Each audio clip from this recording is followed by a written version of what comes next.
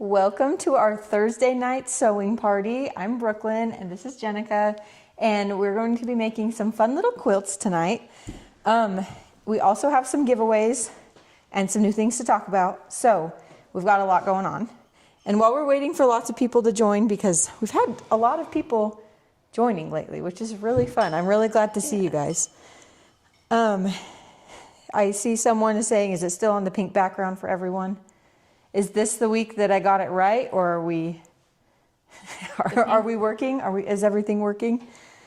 These comments are so helpful because then we, know what's going on. Okay. We're good. We have thumbs up here. Okay. I think we're good. Cool. So Jennica is my sister-in-law, and she's been designing quilt patterns. We have two of her patterns featured in our store right now, and we're just going to show. So this kit is back in stock. I did the tutorial on this one a couple weeks ago, and it's so cute. I love it.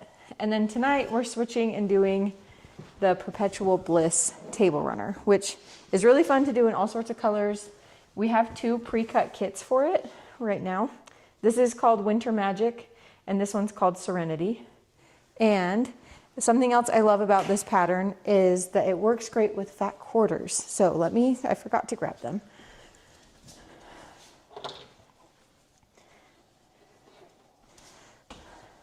All right. So we will be giving away 3 fat quarter bundles tonight. This one is our purple and lime fat quarter bundle. This has been like our top seller ever. So we're keeping it running. It's all art gallery fabrics. It's really pretty. And then, so that's just a little preview of these fabrics. So this table runner pattern works really great for fat quarters, right? Like that was the design. Brooklyn started selling the 6-pack of fat quarters, and I was like, that'd be excellent for this. So that's perfect. All of these are gonna be working. Yep. Yeah, so these could work with that pattern too. We also have this one. It's from the Heartland collection by Judy Jarvie. Okay, I had to make sure I was getting her name right. These are really fun. And then, under this camera. Yeah, I probably should, huh? Let's see if I can be that fancy. There we go. Lana White here. Is that her name? All right, it looks like, yes, we can see comments, so thanks everyone. I like to see that things are working, that this is real. And then this is our white on black bundle. So we always have a black on white and a white on black bundle because I use these in all kinds of quilts. And we will be giving away all 3 of these bundles later, but I wanted to show you a little sneak peek. So that's a little bit about the plan. The other reason that Jenica's teaching tonight instead of me is because this baby belly is getting in the way and I can't sit still for more than like 10 minutes. So I'm going to be around, but I'm going to be up and down and moving. Jenica's the teacher tonight and she's also really good at this. Oh, I see someone coming in from Kansas City. I used to live in Kansas City, so that's fun. I love seeing you guys comment like where you're from because it's like, oh, this is real. Like we really are doing like a virtual sewing party. So, yeah, it looks like you have a really good plan. Do you want to just start and take it away and show us what your plan is? Do you want to show? Oh yeah, there is another thing. So I kind of hinted at this last week. This is our flannel rag quilt. Some of you who have been quilting for a long time might be like, that's a simple kit to make, but that's the point. So the idea is that it's perfect for a first quilt kit. I'm going to switch my camera view again right here so I can open the box. All right, everyone ready? Ta-da! This is an awesome kit because all of our kits have like a lot of what you need, but this has everything. So all of your fabric is pre-cut. All of your batting is pre-cut, which we normally don't include, but in this one, I really wanted to make sure batting was in there. We have pins, which magic pins. There are no other pins in my opinion. And we have a friction pen, washi tape, and thread. So everything is in here. There's also written instructions so that it all can come together. Next week, I am going to be, hopefully sooner, but next week, I am going to be, baby is scheduled to come next week. So we will be doing a pre-made video of how to do this kit. So that is the plan for next week too. Figure out how to close this box once you get started. So this is a add a sewing machine, kind of like a add water. Yeah. Okay. Yeah, just That's add a awesome. sewing machine. Just add water. Exactly. Okay, I'm just going to set this over here. Okay. So we can kind of see the comments. I'm still getting all used to all this, but I would love to know what everyone is working on tonight. You obviously get to know what I'm working on, but I like to know what you're working on too. So, and I have a mix of pins here because I haven't switched all the way over to the magic pins yet. I'm still working on it. Okay, so tonight we are going to be making this quilt kit. I don't know what camera we're on. So this one is the Serenity one. And to save on time, I have already made half of it. But I'm going to walk you through how to make the other half. And that way you know step by step what to do when you have your own kit or your own pattern. With the instructions for cutting. So tonight I'm not going to be sharing sizes. I'm more just going to say the letters because I wanted it to be super simple, so I used the alphabet. We have through Q on here. My nephew just is learning the alphabet, so if you need any help, go find a little one. They're super adorable. But we're going to walk it through. There's one piece that I wanted to comment for if you get the kit, we have some cutting that is required. And so when we get the kit, it comes in longer strips. Just going to adjust your camera for you real quick. It just Okay. needs a little... Oh, sorry if I make anyone dizzy, but... Okay. Okay, so it comes with strips, and so there is some cutting. It tells you exactly how much to cut. It's really simple because it's already folded in half, and you can just cut the selvage off, make your first cut, make your second cut.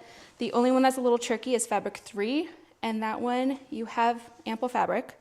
You're going to make your first cut on two of yours, and then open up the folded piece and iron that out, and then you're going to make your two final cuts.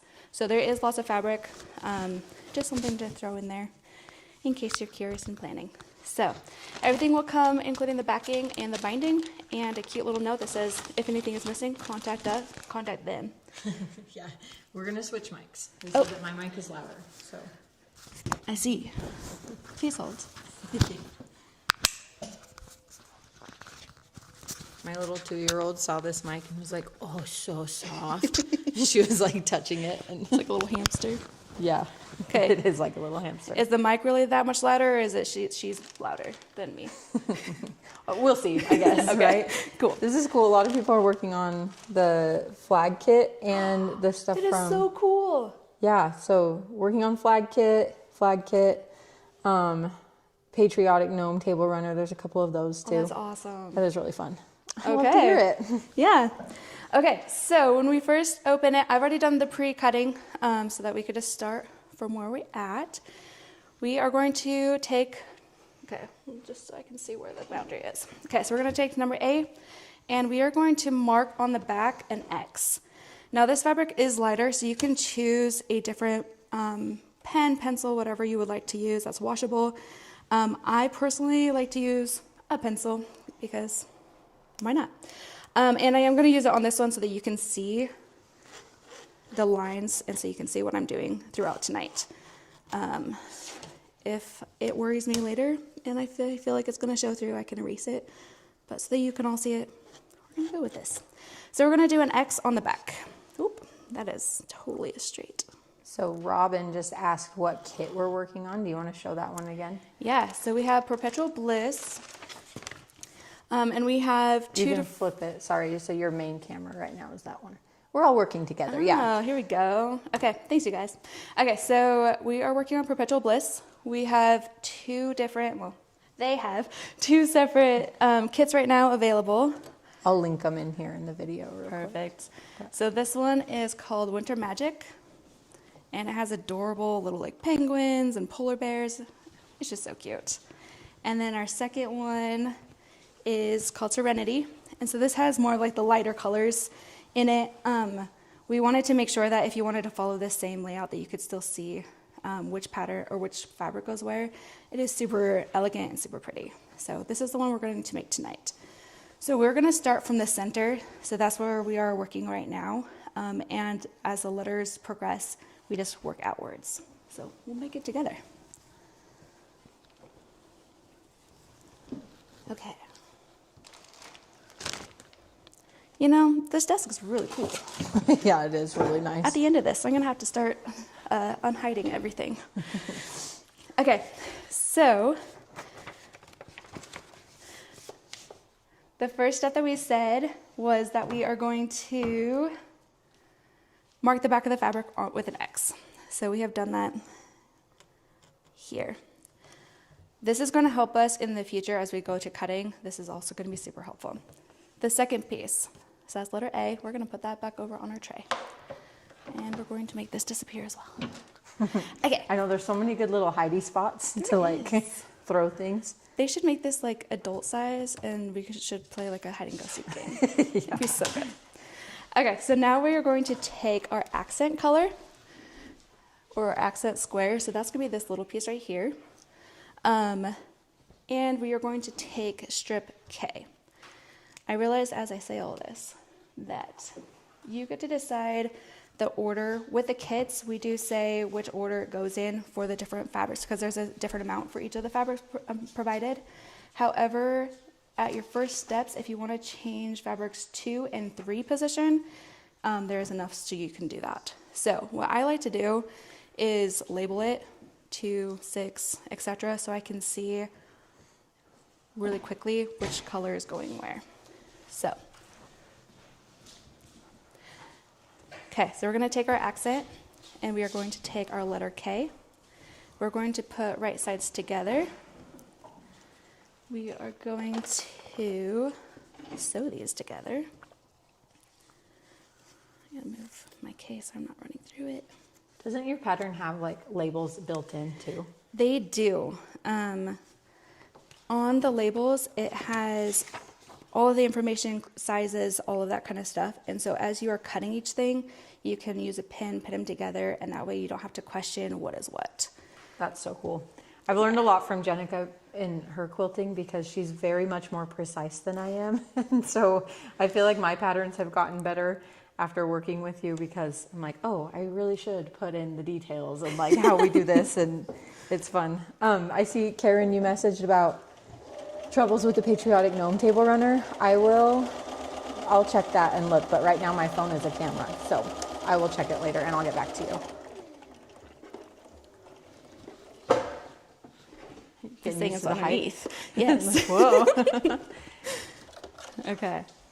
So we are going to set this up real fast. So Brooklyn's talked about this a couple times in her lives. This one is my favorite for chain piecing. So when we're doing both sides, I typically do each step at the same exact time. The only reason I didn't for this one is because I wanted you to be able to see how it's done. So we're going to take this unit now over to the iron, and we are going to press towards the accent piece. Now I understand that like this one is the lighter of the two pieces for this specific kit. However, it's going to help us later as we're nesting seams, and this is the only one that is going to maybe be on the lighter, but it's not that it's up to you. If you want to go the other way and not have to nest it, or like not worry about the nesting seams. Obviously there's no quilt place in here. Okay, so now we have a beautiful K. So we're going to go ahead and add this to our pieces there. Okay, so now we're going to start building, kind of doing in a log cabin type style. So we're going to take A and we're going to take B, and we are going to put right sides together. It doesn't matter which corner you start.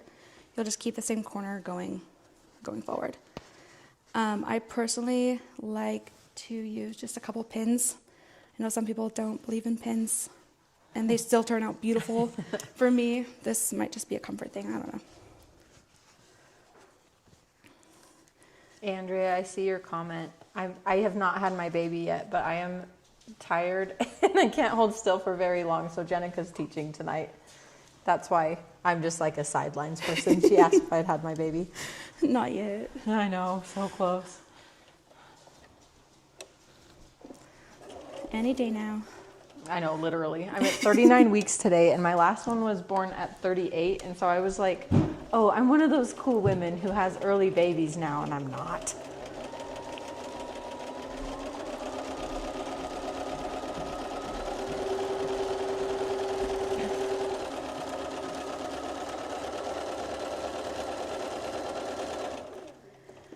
So part of the reason I like to use pins is during the first part. Well, there we go. We are just going to lightly be setting the fabric on top of each other. And so I like to pin it while we are just lightly setting it on top of where we're kneading it. And that way, as we're sewing, we're not accidentally tugging it anywhere. So we're going to go ahead and press this. We're going to press all the seams towards the center, and that's going to help us at the later step as well. Okay, so let's see if we've got...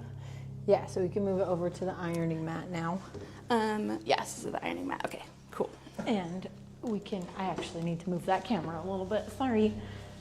Ah, I see. It's like, here's the corner that's not helpful. I got you. There we go. Now we are in the Sweet. frame. Okay, so now that we're on frame. So for the accent and the K piece, we just pressed it towards the accent piece. So it kind of freaks me out a little bit that you're sewing and it doesn't match the size. Does that freak you out a little bit?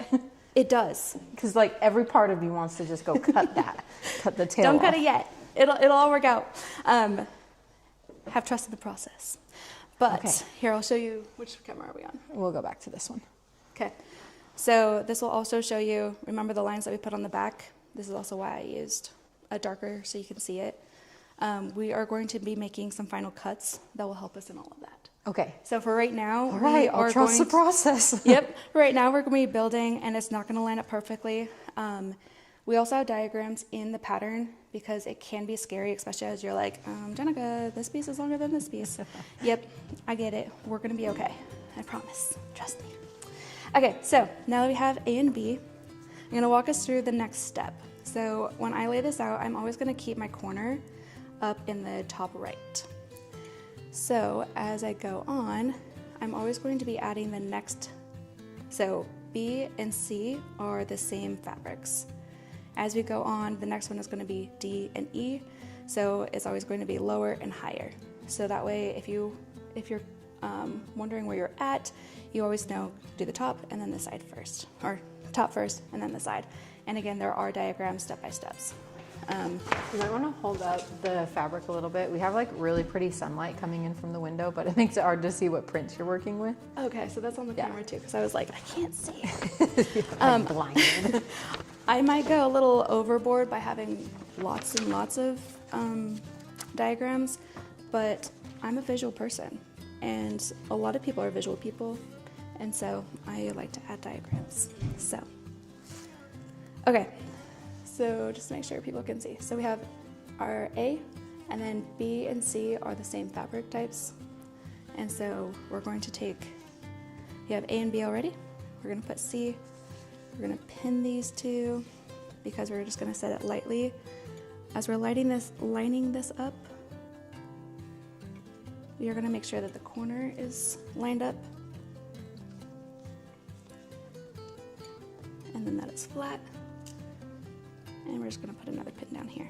Again, there's going to be excess hanging off, and that's okay.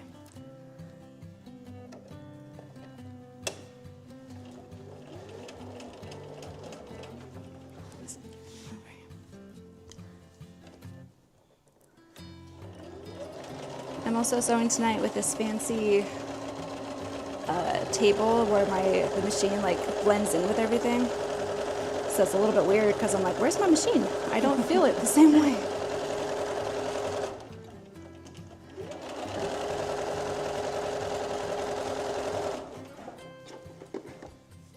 So someone just asked if there will be a tutorial on each of the kits we have available, and the answer is yes, kind of, because we won't do one on every different color version necessarily, but we will have one for each pattern. So if you get like a bricks and beams pattern and you pick the Timberline version, we have the yellow cowgirl tutorial done. So it's the same same steps, but it's different, different videos. And then someone else asked Jennica what you're using to label your pieces. So tonight I'm using little sticker labels. There are labels in the pattern that we can cut out and pin to it. Because this is a pattern, on here everything has the sizes attached to it, and for ease, and so everyone can see easily A, B, and C, I decided to do these in large letters, so that privacy, or not privacy, but like just protect your pattern. Yeah. So you guys can still totally enjoy all the process with also like, there's a piece that, please support us. That'd be awesome too. So, but these are little stickers. Yes, I have tested. They are okay. I've kept them on fabric for a few years. For redacted. It was purposeful. It was purposeful.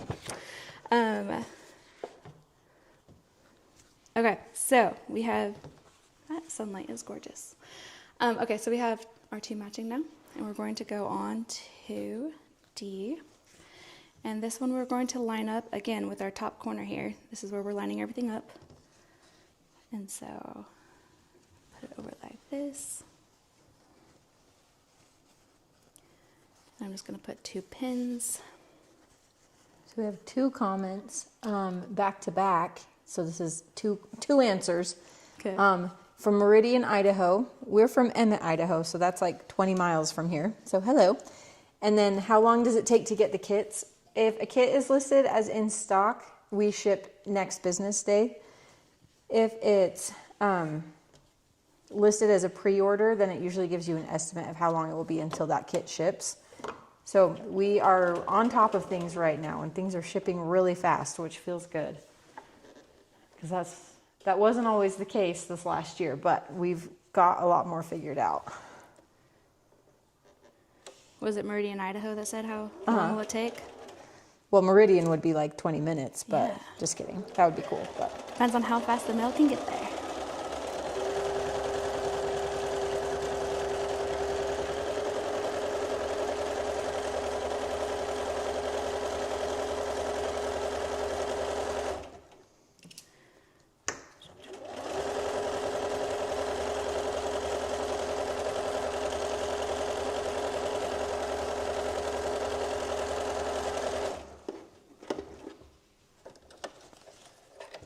Okay, how many people have more than one sewing machine? I'm curious on this. Because I have people who talk about having more than one sewing machine, and for me, I love my machine, and so I kind of just keep using the same machine. But I can also understand different benefits of different machines. So I'm curious, if you have more than one machine, do you have like different uses for all of them? Do you have one specifically for quilt retreats? What is your rhyme and reason?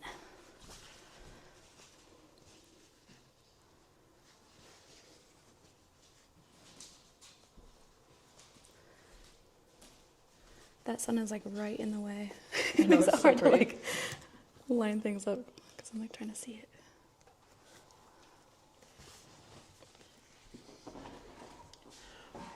whoa, Robin Anderson has 8 sewing machines. Oh my goodness, please tell me more. Like, I'm so curious. I Are mean, they all different kinds? Like, I technically have 3, but one was like an old antique one thrifted, and I'm too afraid to use it. Like, it works, but that's cool. yeah. Do you have like a whole room? Corrine commented, "I'm feeling called out, Jennica." Oh, sorry. That wasn't to call anyone out. Someone else. I have 12 sewing machines, but I teach you to sew. Oh, okay. That makes sense. You're brave letting you sew. My cousin and I were talking the other day. My grandma would make quilts, and she would do like reunion quilts every year. And so it was a lot of work, especially now that I know how to sew. Like, I'm impressed. Even more impressed than what I was before. But she would have us help, even when we were young. And we talk about it now that we both have started sewing, and we're like, she allowed us to cut fabrics, and like those could not have possibly been the straightest cuts, right? And as we are now into this world of sewing, we understand how important it is to have good straight lines. And we were laughing about it one time. We're like, wow, she was so brave. And then we came to learn that not only does she have the magic sewing tricks, obviously, she made everything look gorgeous, but she also didn't like cutting. So that's why she let us do all the cutting. Totally made more sense. I took my mic off so no one has to hear me eating dinner, but I am eating my dinner right now. These comments are so cool. It's all the people talking about all the different sewing machines they have. I want to hear it. So we've got, Robin said, 2 long arms, 1 for embroidery, 1 for travel, 1 that sews straight lines, and 3 featherweights. Ooh, those are gorgeous. I know, featherweights are more like a collector's item, right? Yes, they are. Yes. Liz, I saw your comment that you said you're excited for Thursday nights. I'm excited for them too. This has been really fun. I hope to be able to do this for a long time. And then Corrine said, Bernina's go-to for clothing and binding. Makes sense because there's like a lot of different stitches. Yeah. Juki is for speed, Serger's for knits, and another for travel. It fits in my carry-on and it doubles as a student machine. Ooh, yeah. Besides the fact that I was too scared to try your other machine, that looks really cool. Tonight I am going to show you how to do the binding, because I know a lot of people look at this and they're like, oh my goodness, how do I bind the corners like that? And so we're going to walk through all of that. And like you said, Bernina's good for the binding, so I can use different stitches. So.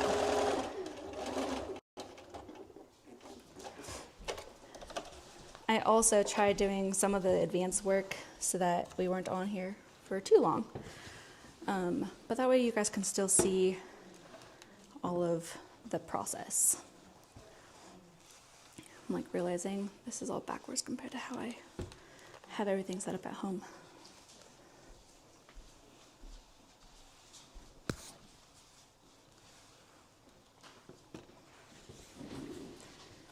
Yes, my stickers are in here. It's okay. They literally just peel off and they come out, so it's all good.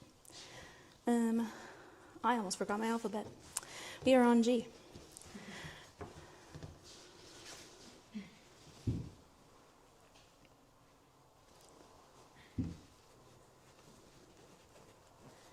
Do we have the background music on? No.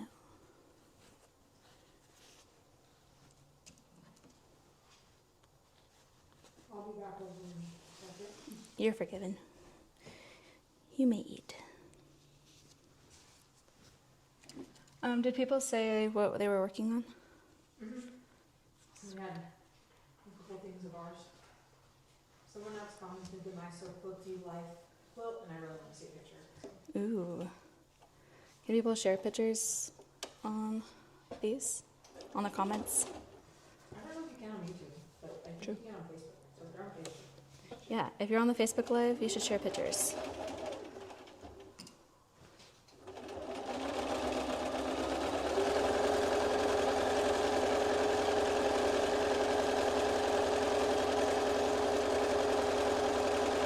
Okay, another random question. But how many people sew barefooted?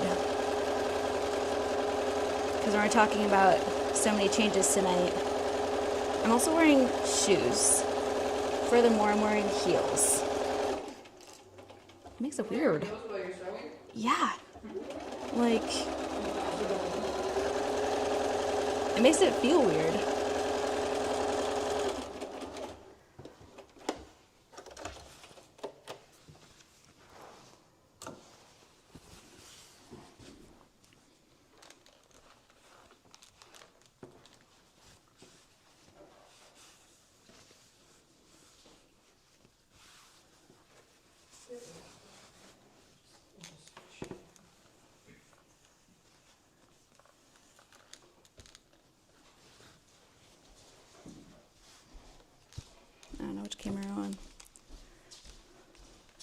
Just know that I'm pressing. That's all. I'm back.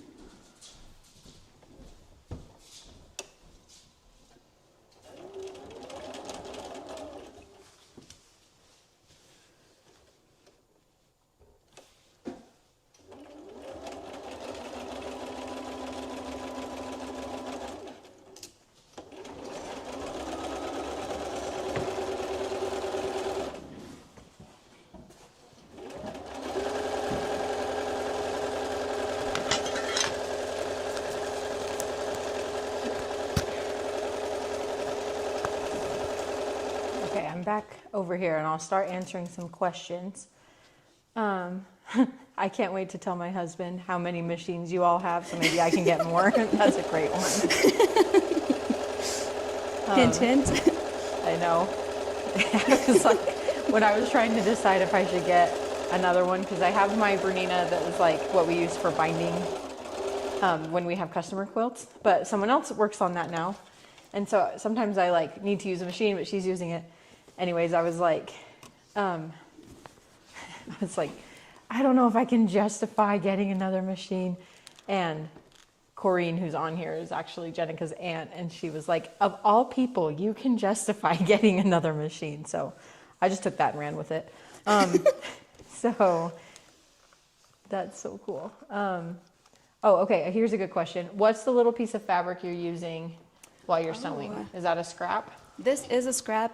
It is You're wrong, yeah. very loved and used. So my goal, everybody, one day, maybe I can come back as a guest and tell everyone that I completed this goal. But my goal is one day that I will have a scrap fabric quilt where I will use to begin and end 2 pieces of scraps, and I'll be working on a quilt while working on a project. I'm not there yet. So what I have right now is scraps. I got that part. And I just start sewing just a little bit so that all my threads are contained. And that way I'm not having to worry about tons of threads later. It's also not getting stuck down into the machine. So whether or not there's data to support all that, I don't know. But No, I think that really helps. Like, not every machine needs it, but I use it. I call them leaders and enders. There's a person, what's her name? It's Stitch with Rachel, I think. She's another big sewer that I watch, and she is like what you're saying. She always has a project that is her leaders and enders. So as she's like making a quilt, she's also making another quilt. It's like, I want to be like Rachel. it kind of blows my mind, actually. How do you be so organized? I'm not.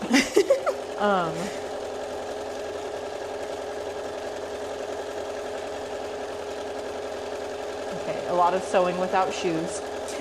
Yeah. One person's grooming their dog in their garage. Oh. So, Hello, puppy.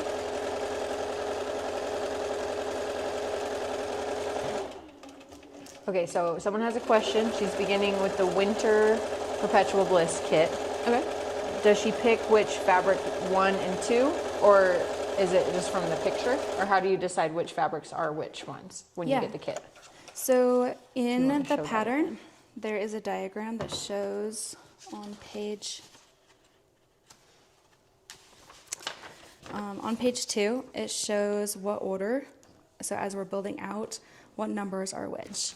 You can also look at the front cover. So on here, I don't have the other pattern here, but I wrote on pencil just so that I could show this. But it starts with 1 in the middle and then builds out to 6, and then it actually mirrors the center. So it goes 3, 2, 1. So it's 1, 2, 3, 4, 5, 6, 3, 2, 1, and then the binding.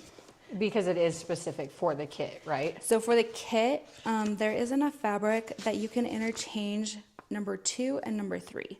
And so before starting to cut anything, make that decision because they are different cuts. And I showed this earlier. Let me show this again. So there are labels in the center that you cut out. We purposely left blank pages so that you're not missing anything by cutting out these labels. And then as you cut, you're going to put fabric 1, and it has everything you need to cut for fabric 1 and fabric 2, etc. So you can be labeling which one is your fabric 1, and so you never have to wonder. And then as you have fabric 1, now you have all your letters. So fabric 1 is like I don't know where the rest of my letters, accent, Q, and P. And so that way you have everything labeled as you progress through the different steps. Hopefully that made sense. Yeah, and I think it's helpful for this one because like I said at the beginning, it's like it feels so wrong to sew pieces that aren't the same size together, but you can see it's like coming together now. Mm-hmm. It's just really scary at the beginning, so labeling probably really helps. Yeah. Also, as far as pressing, after the center, so after A and B and C, so B and C, we press towards the center square. The rest of them, you can choose which way to press. So if you really want to the dark side, you totally can. I prefer just to keep them all the same direction, even though I'm ironing backwards than my regular setup, so I'm like having to remember which way to press first. Okay, so we are on J. So again, we are orienting, let me see, orienting like so. Here's our center piece. Here's A. And then we have all of the letters going out. We're going to put J on top here. And this is just something important. And again, it's in the diagrams, it's in the pattern. But your K in the accent piece, when you put this on, just make sure you're orienting it so that the cute little square is still in the pattern. So, and I'm also going to show, like, yes, this does not line up perfectly on the edges, and that is purposeful. We built out a little bit here because we're going to do some final cuts, and then some of them do match up like as we go on, and then it's going to look like the mountains as we go on. So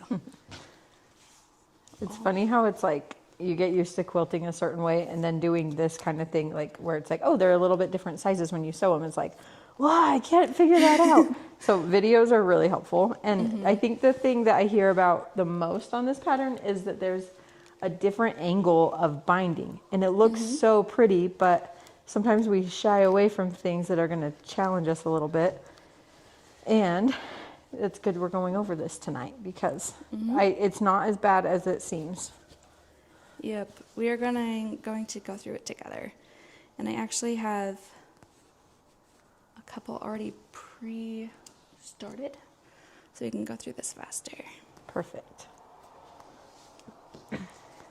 I thought about having like this kind of setup so that we're not building it completely all together, but then I was like, I think it'd be fun to build it together, and I had to start from the beginning.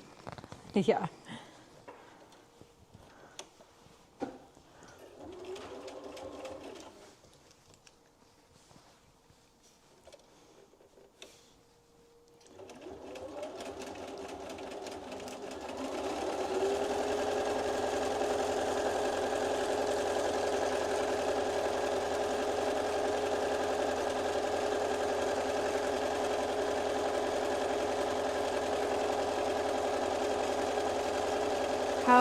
So I was thinking of other questions to ask tonight because I like to hear everyone's different I know, it's fun. Who knew and- we had people with 30 sewing machines? It's so cool.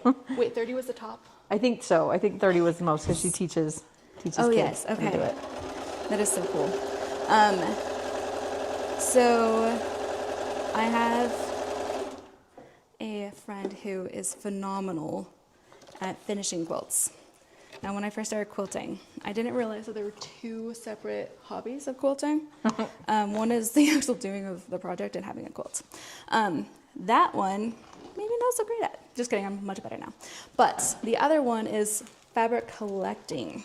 And Ooh, that I'm one, really good at fabric collecting. yeah, It's the fun one. But this person is phenomenal at finishing quilts. And so we'll be talking and she's buying more fabric. And in my mind, I'm like, oh, adding more to the stash, more fun collections. But no, the next time she's working on it, she has a plan for it. Even ginormous, and when I say ginormous, I'm talking like king size ginormous spreads. And she just gets them done so quickly. So smaller kits like this, I feel like are totally more doable. And so it's not as much of the collecting aspect. Which is good and bad. Yeah. I actually ran into someone today who recognized me from all of our Facebook ads and videos and stuff. And she was like, oh, and she told me her name and I was like, I'm sorry, I don't recognize your name from all the orders. But she was like, you're so right about having like fast projects because I don't have time to make everyone a quilt, but I can make people table runners or I can make baby quilts. And it was kind of cool to be like, oh, in real life, like there's real people behind people who buy the kits.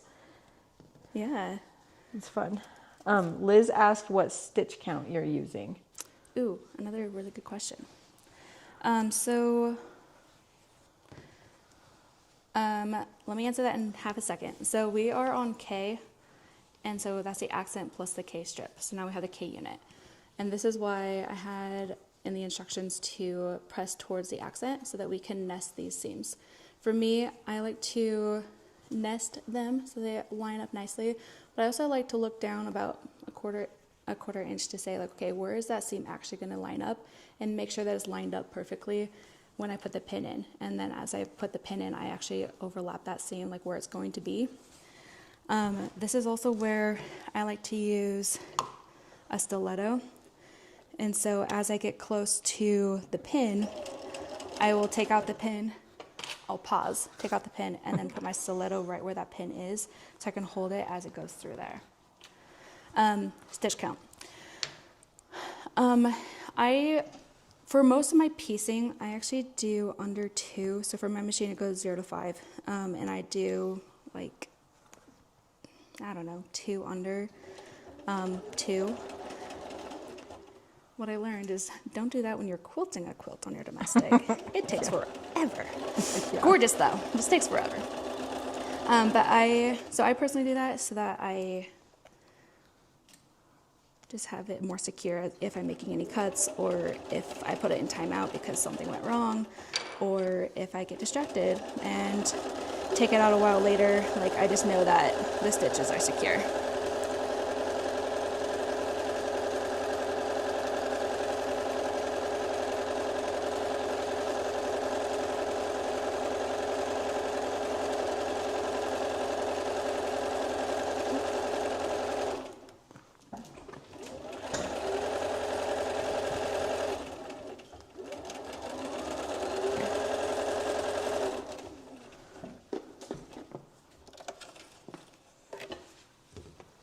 We are on the home run here. Yeah, we're doing good.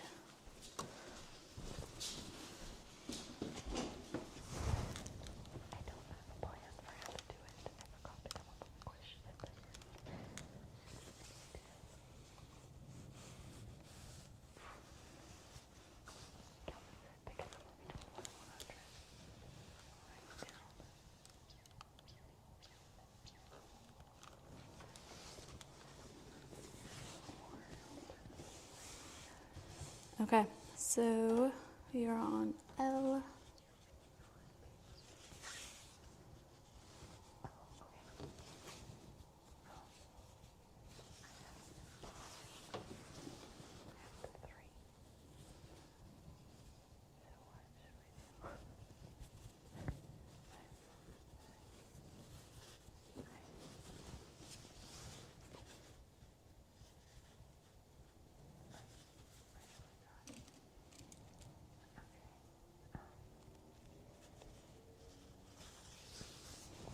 No, I think I'll just do one between 100. How many people are already?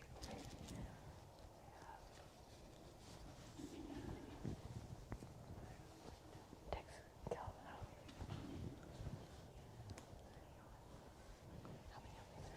I'm building, trying to read some of these. I'm just starting up with quilting, so I'm building my stash. Just as I got the Patriarch Gnome Table Runner kit. I broke my wrist. Oh no. Ow. What was the rest of this? And then she has a brace, so she takes it off to sew, which is dedication. And had to wait 3 weeks for her left hand to be strong enough to hold her cutting squares down. Oh, man. That makes sense. All right, so while Jenica's working on this, I am going to do the giveaways for the Fat Quarter bundles. We can do, so the ones that I wanted to give away are, again, the Purple and Lime, the Heartland by Judy Jarvie. It's like this like really soft orangey pink with some like cream backgrounds and florals. And then our white on black. All of these would be so pretty as one of these table runners that Jenica's making. These are Fat Quarter friendly. We also have a bunch of patterns that are Fat Quarter friendly. And having the bundle of 6 makes online shopping like so much easier because I do not like trying to match fabric online. So we have, this is just a little game. It's simple, nothing crazy tonight. I'm writing down a number between 1 and 50. And the first person, okay, how do we do this for 3 of them? Is it the number that you wish, how many more days you're going to be pregnant? No. It better not be 50. Because that's like 1, -1. So I'm going to write down this number. Are you in camera so they can see it? Well, I hope they can't see this, but so I have the number written down and I want you guys to just comment your guesses. And the first, I don't know, whoever gets it exact. Ooh. Okay. How do we do this? There's like 40 people on right now, I think, right now. But it's hard to see because we're doing it on YouTube and Facebook. So put your number in, your guess from 1 to 50, and if you get it, then we will send you a Fat Quarter bundle. So you have it written down? Mm-hmm. I've got it written down, so I'm committed. You're committed. It's also so I didn't forget what number I picked when I started seeing all these numbers come in. Fair.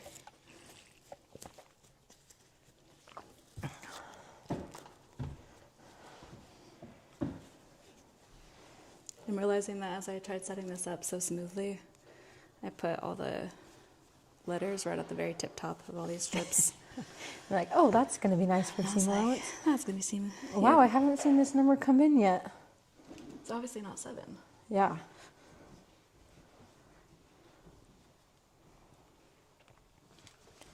So this is just for the first bundle, and you can pick from any of the 3 bundles that I showed. You guys got to keep guessing. No one's got the number yet. Can they guess more than once? Yeah. Okay. Sure, why not? Okay. We're seeing lots of options. Someone's going to start guessing 1, 2, 3, 4.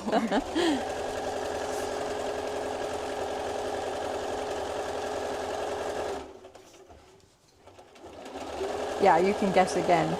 I'm just interested. It's fascinating that no one's like guessed the number I had in my own head. Earlier, someone commented, and I didn't respond, that we should have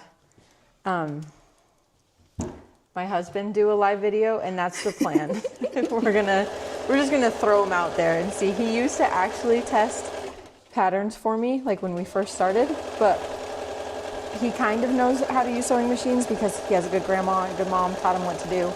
But he hasn't tested patterns for me for a long time. So we thought, hey, why don't you just go do it? Because, this is a good way to make sure beginners get it. Oh, someone got it. Okay, Lisa Reich, I think, I'm sorry, I can't see super well. 1511 on YouTube.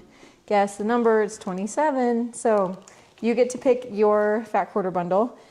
If you want to send an email to us at support@blockpartyquiltco.com, then you can pick out which bundle you want.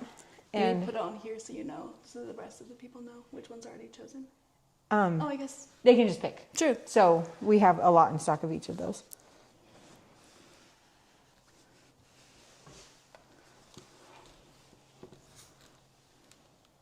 My little system is like freaking out with all of the comments. They all came so fast. But I'm still only seeing the 127. So, good job. It's fun to have You that read my mind. engagement. I only have 2 rows left. This one's super fast. What time are we at? We've been on for 50 minutes. Ooh, okay.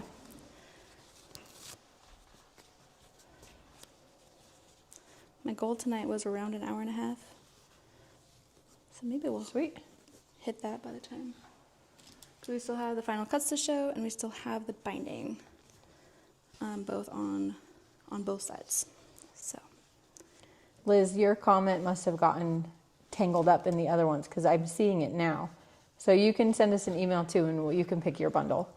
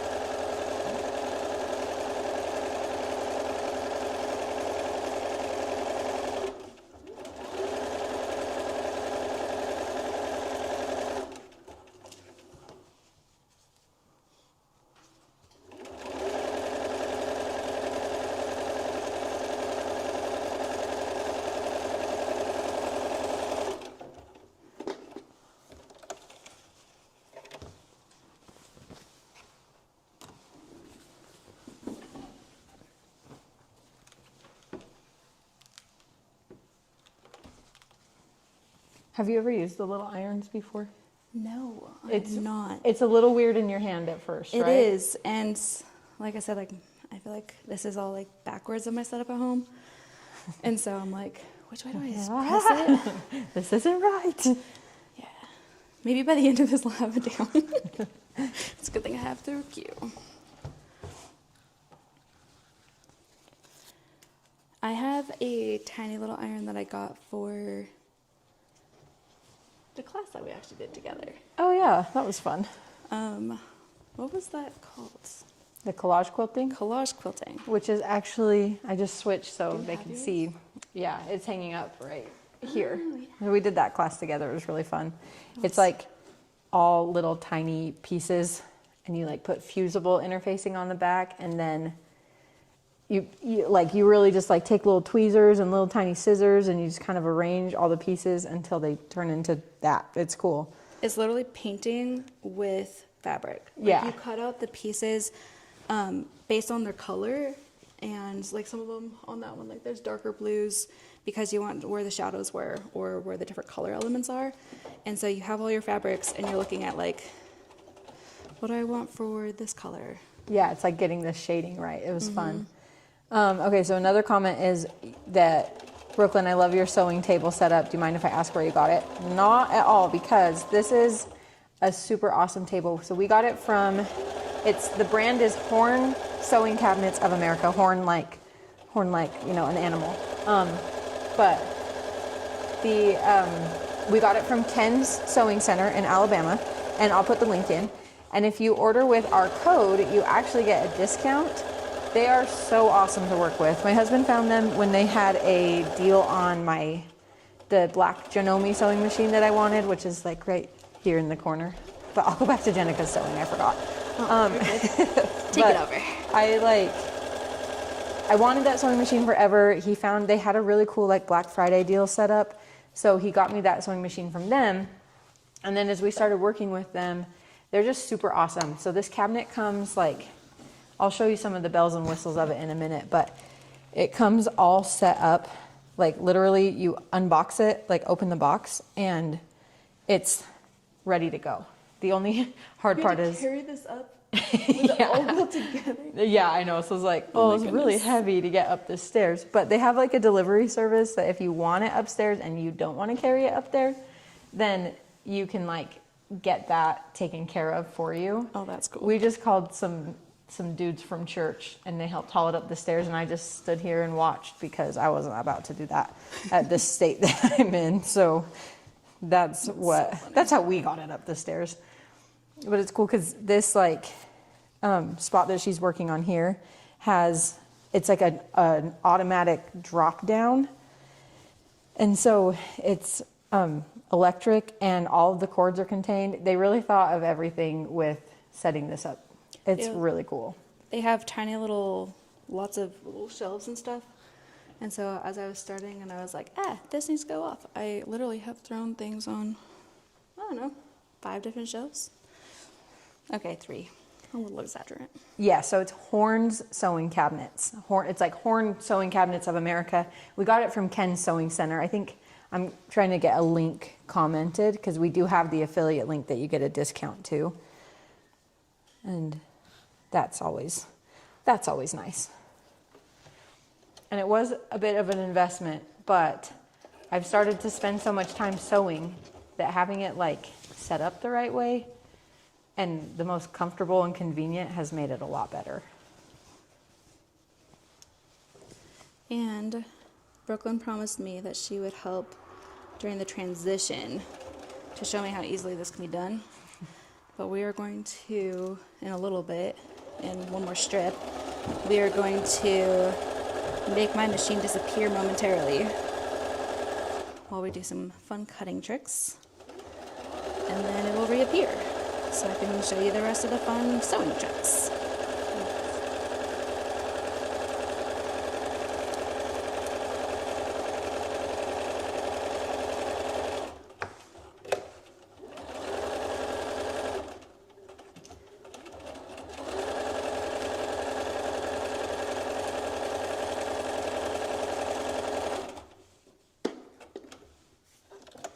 Someone commented that she got both of her baby locks from Ken's Sewing Center. And you're in Kentucky. They're in Alabama, right? I haven't even like been out there or anything, but we just like came in touch with them online and started like collaborating, and it's really fun how much sewing can connect people. He also, Ken, I'm pretty sure I was talking to Ken, told me that, so the Janome that I have that we show a lot on here, not tonight, but because this is Jenica's machine, was like a limited edition, and it's like the black cast iron machine that looks like an antique machine. And he said that he bought all of the rest of them that Janome had. So if you are dying over getting one of those machines like I was, then you need to go there because they're the last ones that have it. I'm curious how many he has left. I know. He told me before they went to the Paducah quilt show. So I'm like, he probably sold a lot of them there.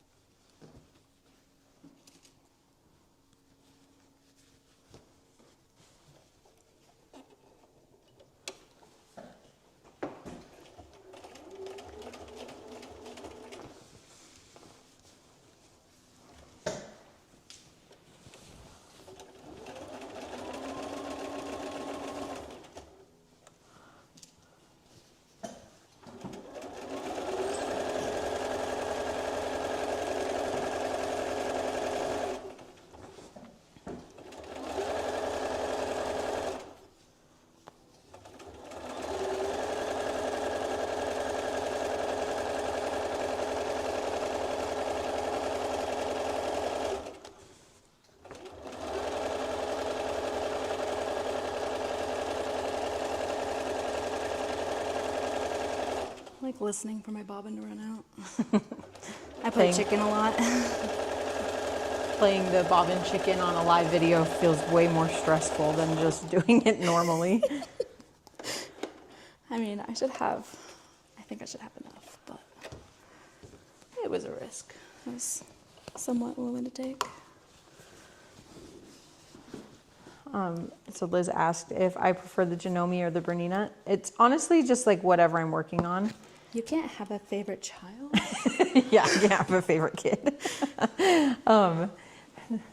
Yeah, some days. No, I'm just kidding. But they are both like really different. So the Janome is like, it's the HD9 model, which The model is not limited edition. It was just the black one that was limited edition. And it's like so intense. Like if I do binding or like making bags when I'm venturing out and trying other things, I swear it like eats the fabric. Like it just crawls over it, and it's the more layers you have, the happier it is. But Bernina has been my buddy since I was 17. And since my Janome is a straight stitch only machine, I do go back and forth a lot. And I love the Bernina too, but the Janome goes really fast and really aggressive over all those layers. So it's fun to have both, I guess. Like it feels very much like extra of me, because you don't need to, right? But it's fun. And so I really do like the Janome for lots of layers, anything thick. It's like almost an industrial machine. It's really cool. Okay, if you want to flip Are we at, what one are we at here? the ironing. Okay. There we go. Okay, so You might want to turn your ironing that a little bit. Do you see the camera looks? we'll get rid of that. I know, and you have to like do it backwards. So There we go. Okay, so we are going to do a final press now that we have all these together. You can see all my stickers. You can see our alphabet. If you see any mess ups, don't tell me. I'm going to pretend it doesn't exist right now. we're not going to go back and do it. Nah, I'll do that later. Thankfully, I'm not quilting this on here tonight. Otherwise, I would not say that. But basically, I am going and just making sure that all of these seams are laying nice and flat. I like to do from the corner, and then I like to just follow like 2 at a time down. Just because of how big the iron is, not necessarily because that's how many to go. But I'm just wanting to get a pretty nice flat piece to work with. Okay, so now we are going to work some magic. Are we ready? Yeah. Are we moving the table down? Yep. Okay. I'm not sure how, but we're We'll gonna. get it. So I'm gonna put this one up in the corner so that we can see what's going on both sides. And I'm just doing some seam ripping here because I'm allergic to holding still. So if anyone was wondering, that's what I'm working on. But This is great intermission if you need water. yeah, this is your potty break. Okay, so the first thing about these cabinets is that it has the sewing machine electric lift. And for people like me who have small people running around, I knew I really wanted one when my son, when he was 2, he tipped my machine over and it landed on him, and thankfully he was fine and the machine was pretty much okay. I had to get some parts replaced, but it was kind of scary, and having this to be able to put this away is really good for peace of mind. So yeah, we'll have to move that. I think you can lay that down actually. I can what? So we can lay this down. Oh, yeah, look at that.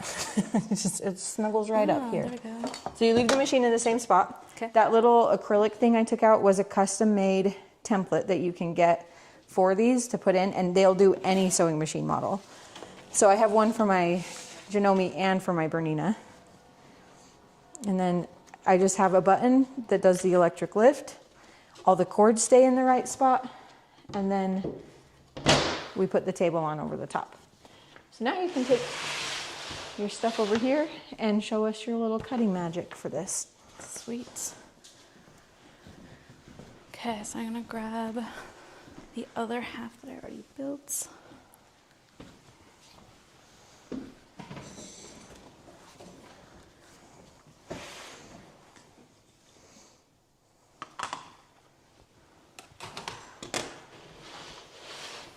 Robin, are you saying the scary part was when I accidentally popped the thread thing off, or just that the machine went hiding under the cabinet? She just commented, "Oh no, that was scary." I know, then they're not mess ups, they're artistic expressions. That's great. You know, someone once told me that's what makes it unique. If you want something perfect, go to the store. Yeah. This puts the love in it. So, okay, so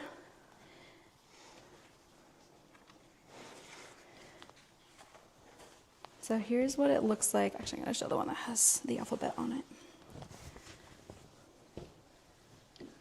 How are we looking here?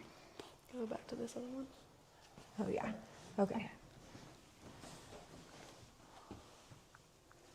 Whoops. Sorry. Somehow I pinned a comment. Didn't know how I could do that. Is it a good one? Yeah, we're good. Yeah, we're good.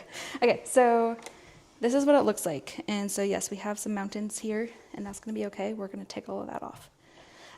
One of the things I did not want is Y seams, or R Y seams.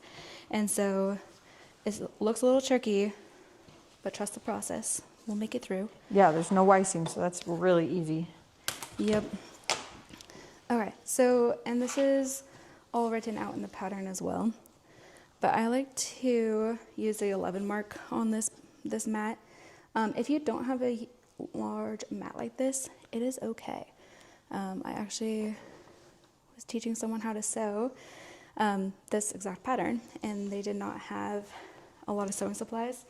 And so we just had like a little mat, a little ruler, a little ironing board, and we were able to make it work too, because what we did was when we measured, we actually drew the lines, and that way we trusted it a little bit more.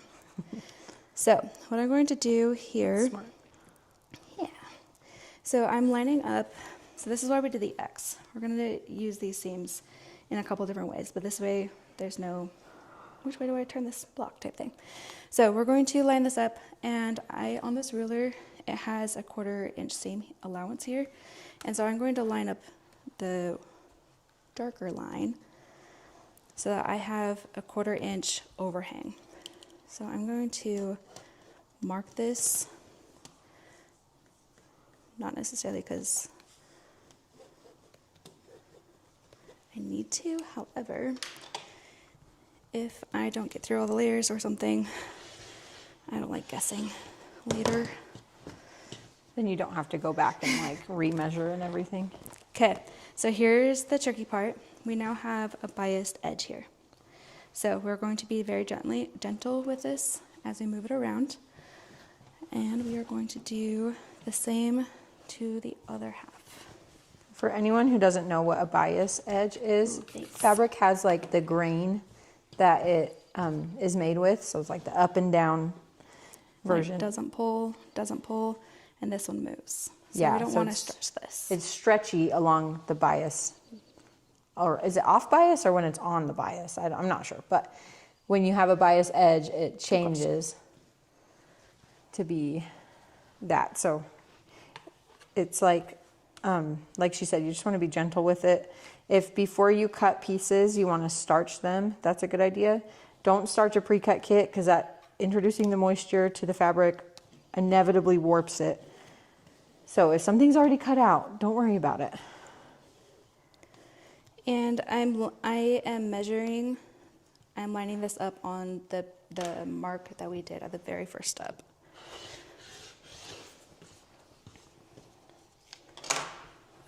Okay, so even if people don't use pins, this is where I would suggest to use some pins. And this is the first half that you sewed before, as well as the half that we did together, right? Yes, this is the magic part that I did beforehand, so we weren't on all night. But 4 hours later. 4 hours later.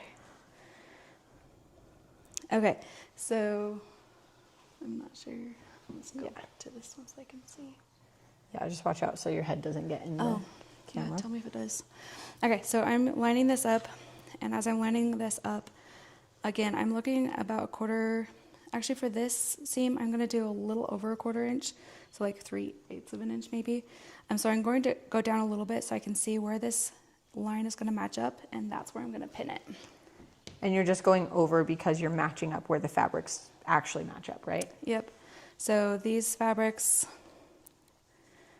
so these green ones, I want them to line up and match up so that I have beautiful angles at the end. Yeah, and I see the comment about like, it was scary when the machine fell on my son. He was just over 2 and he pulled it right down He wasn't hurt at all, so that was fine, but it was not the scariest thing he's ever done. He was born just like ready to rock and roll, man. He was literally climbing shelves before he was crawling. I have a picture of him at 7 months old, like on like this tall shelf in our house. And yeah, he was a lot to handle. It was fun, but wow, that was a great introduction to parenting.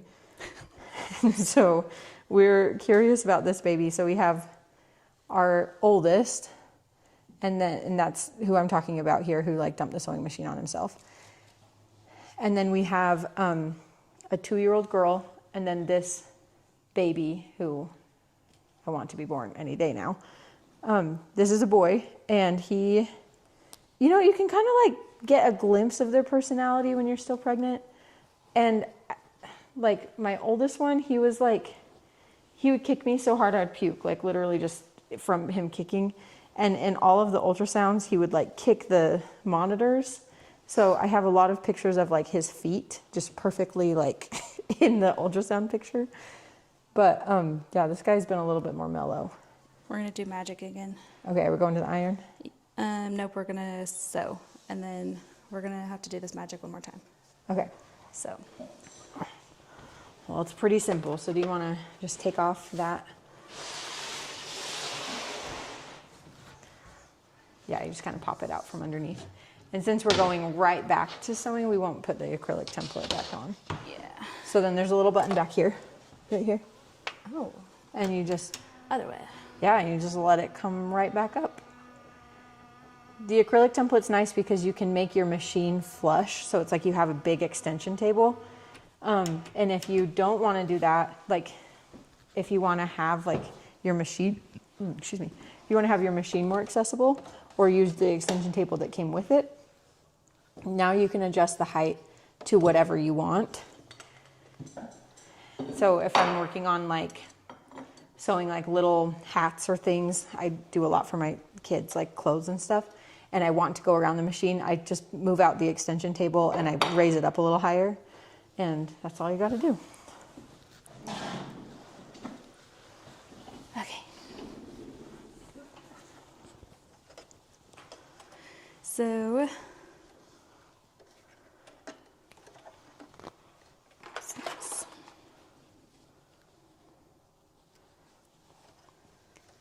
I'm actually going to switch.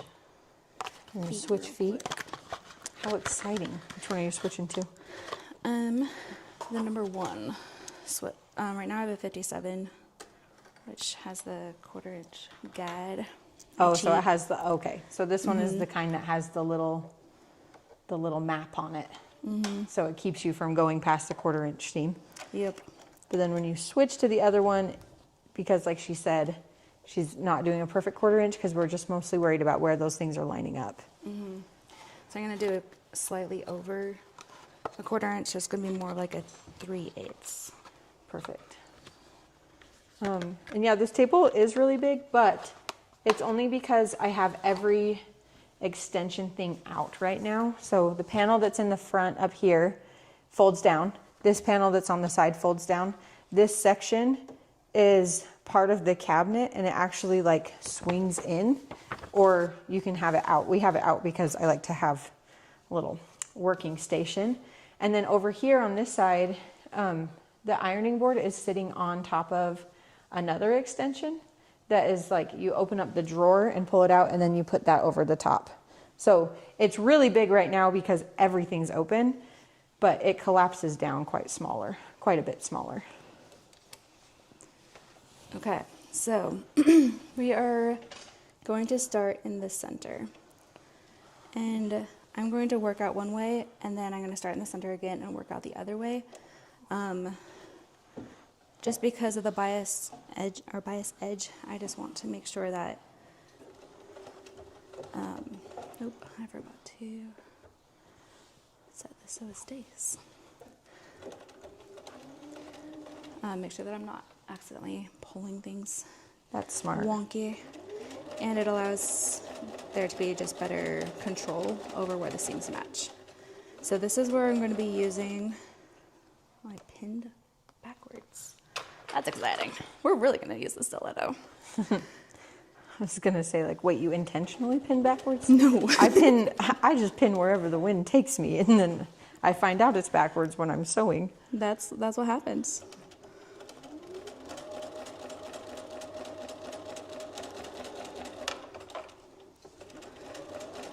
There's a quilter who does YouTubes, and one time she's like, "It doesn't always work out when you're on live or when you're on video." I kind of laugh because I'm like, "It doesn't always work out when you're not on video." But now I'm like, Yeah. okay, yeah, it definitely doesn't always work out when you're on video. Hopefully it does. We do have a seam ripper here on standby if needed. Knock on wood, it's not needed.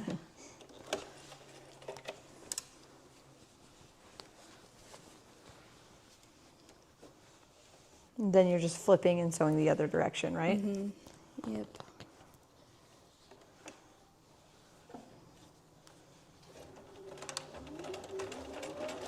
And I just backstitch like a stitch or two on this one.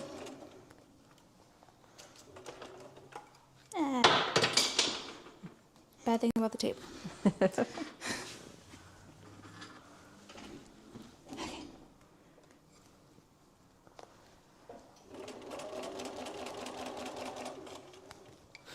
Have you ever, maybe I don't want to know the answer to this, but I'm going to ask it. Have you ever injured yourself while quilting? Ooh. Because I'm on some groups and whatnot, and sometimes people share like, oh, I did this thing and I cut myself with a rotary cutter or whatever, and it always makes me like, bleh, right? However, this week, while doing all this, I was laughing at myself because for the first time in my life, I burned my finger. You can still see it. While ironing. That was a first. Kind of shocked me. I was like, what the? And then I was like, oh, okay, well, that just happened. A rite of passage, right? I guess. That's what this, being a guest, allowed me to now be official. So I've never, like, cut myself with a seam ripper or with a rotary cutter or a seam ripper, but once I was trying to video my gamma while I was stitching, and I was like using my hands to like guide it, and I stitched over my finger. The needle didn't go over it, but the foot did, and I wanted to cry. And I think I said bad words too, because it was like, that was not my favorite experience. That would be scary. Yeah, but and it's funny because it was on video too. It's like my hand was just right in the way. Okay, you guys, here's the moment of truth. I'm a little bit nervous. Did they How line it turned up? out. Well, the sticker looks really nice in there. Sweet. You can Bright still red see sticker A. sewn in the middle. So are you just pressing the seams to one side? Yep, I am. You can press it open if you prefer. I personally just prefer to press them all to one side. Very rarely do I press them open, and that's only if I have like several layers, and then at that point I'll press them open. Gotcha. So And you that can lined see up like pretty well. that looks really good. Yeah. And when you have like this light colored solid, you can see that seam really well. But when you go to the like actual table runner here and how When it you looks have when batting? it's quilted, Yeah. you can't see that at all. Nope. So that's the finished version. And then even other ones like, Yeah, and those ones aren't even like, the patterns didn't even match perfectly on that one, but it still looks really nice. yeah. Okay. Now Ready we're to gonna play. demonstrate the cutting off the mountains? We are. We're gonna cut off the mountains here after we make everything disappear again. I'll try to be quieter this time.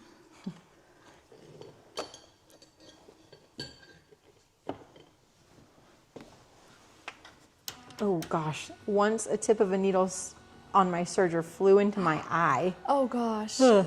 Thankfully, my husband is an optometrist and was home and his tools and took it out. It was so hard to hold still with him coming at my eye with tweezers. Oh my goodness. I bet. Well, now her eyes are fixed because she saw that those were perfect points. So That or maybe your husband he did a really good job. gifted fixing me. an eye. Just kidding. Okay. So we're gonna go back to. Where is it? Just bring it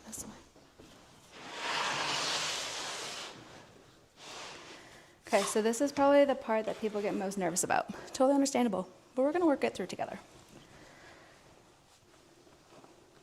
I love all my stickers this way. I know some of them are like little flags. Yep.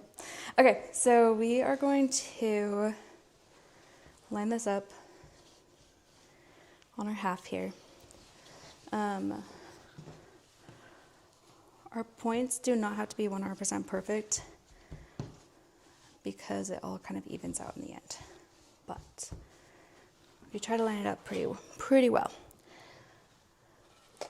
I put some tips in here, so if people are using like a large mat, I typically say like line up on the 11, and so that as you're making final cuts, like you'll do the cuts on the certain numbers. For the final piece, we are finishing at 15 inches. Yes, 15 inches. So as we line up, we are going to, I'm going to line up on the 11. Obviously, it's my favorite number. Did anyone guess that one?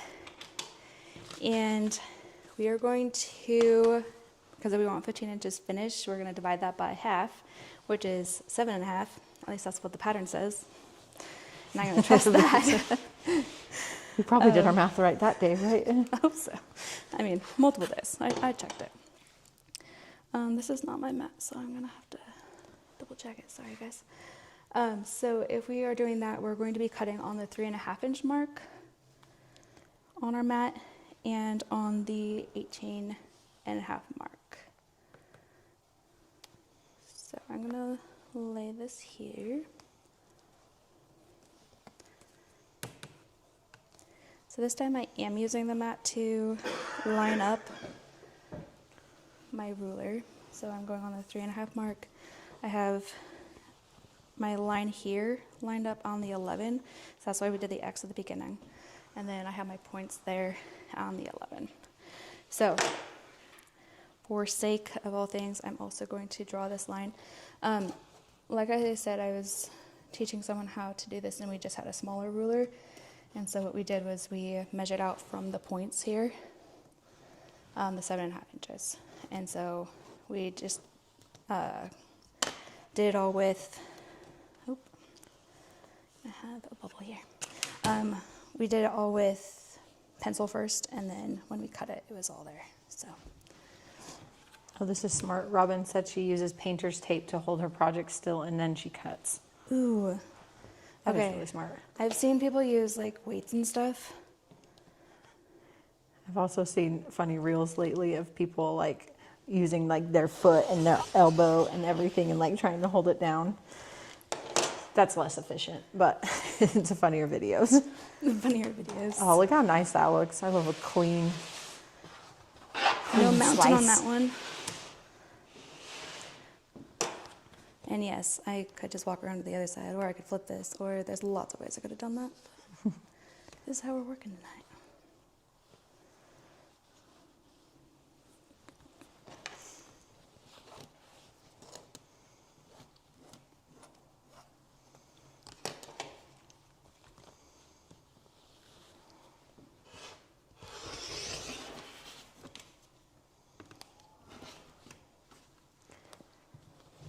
That one didn't go as smooth. Okay. So yeah, some fun little mountains. Maybe put that into a scrap project. Okay, so then when we open our project, It looks so pretty. we have a runner. Something that we like about this, I wanted something that people weren't afraid to cover up. It's okay to use these to lay out your fancy dinners or to put a candle, like, isn't that like a perfect space for that? And the accent pieces, because, you know, they're adorable. So, okay, so we're going to switch over because people are nervous about the binding, and that's totally okay. We're gonna walk it through it together. The first point I'm going to show is, everyone's really nervous about this one. Joke's on all of us. This one's the 90 degree. Yeah. This That's is the not one that scary everyone knows one. how to do. So I've actually lined it up so that I'm doing one end for both putting the binding on first and then putting it over. And so that we're going to see 2 of the funky angles and 1 of the normal angles that I'm sure you all know how to use, already know how to do. If you don't, Brooklyn already has some Yeah, I do have videos. another tutorial on binding, and there's so many ways to do binding, but this is fun to see the abnormal angles. So do we need to move cutting mat and stuff? Yes. Take that, or do you want me to take it, or you want me to just Sure. put it in the corner? Because are we going to be needing this again? Nope. Okay. We are done with all things cutting.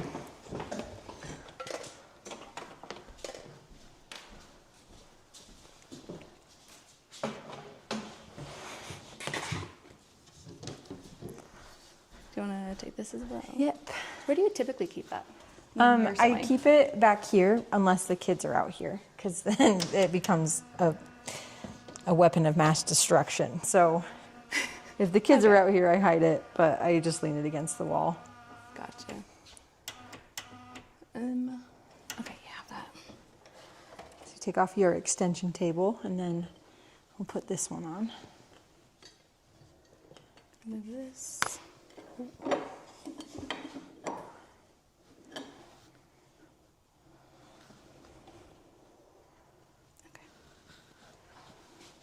I'll move, let you do the magic. Yeah, so this is the little custom acrylic guy.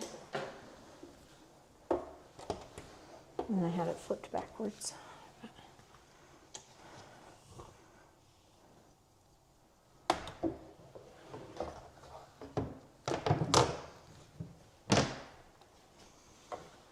You had it up just a little high, so I set it back down, and then now it's all flat again. Nice. Okay, so I'm going to explain this so that everyone's not confused as to why we just switched color patterns. We are, because I did these ones beforehand so we can do this little magic so we're not on all night. So this is the one I'm going to show you the final pieces, including how to wrap it around and how to do the final pieces of the binding. So we're going to set that aside. This is the one that I'm going to show you how to sew it on one side first. So for me personally, I sew it on the back first, and then sew it to the front when I'm using my machine. Do you hand stitch your binding on the back? Sometimes, or onto the back, no. Okay. The first time I sew on the binding, I always use the machine. Sometimes I do a hand-stitched binding. Usually if the binding is like, I really want it to be really pretty. I was taught to do it by hand, so when I learned you could do it by machine, I was like, this is amazing. But That's awesome. Okay, so I already have, how close does this go to the machine so they can see any pins and stuff?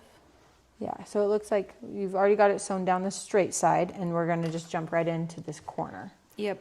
So when I first start the binding, I typically start, I don't know, 6 to 8 inches before my first corner, just so that I'm not waiting and being scared for that long. So that's for me personally. Just jump right in, be brave. Jump right in. We're gonna do this. Sink or float. We'll find out. Okay, so when I'm putting it on the back, again, this is for me personally, I typically do it where I use my number 1 foot so that I can move the needle, and I typically put it where it's the 1.5 on my machine, and so that it's about like a 3/8 inch seam line. So you're scooting the actual like needle position over. Yep.